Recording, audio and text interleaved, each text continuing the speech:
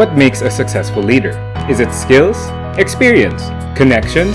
While all of these are correct, Southfield agencies discover that attitude is another integral part of becoming a future leader.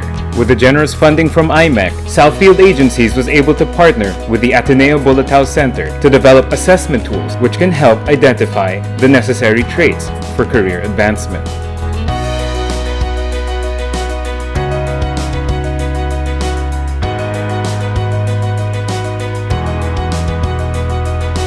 Regardless of any stress, I find it as the pressure itself, find it more challenging as for me, and then I was able to maximize those pressure into something that can really help me be stable under pressure, can maximize my thoughts, my learnings to apply the necessary correct decisions.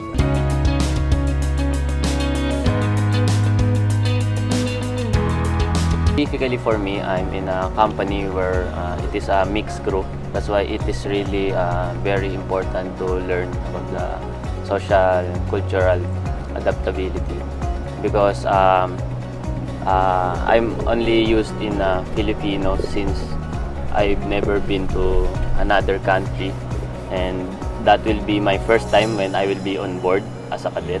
So this SoCAT will help me how to adjust or how to adapt to people, how other people think. I am aware of that strengths and weaknesses. I think I'd be able to change for the better, improve for the better, so that for the following days, for the following weeks, and for my future career, for my future life, education, or my job, I'd be able to make myself a better person.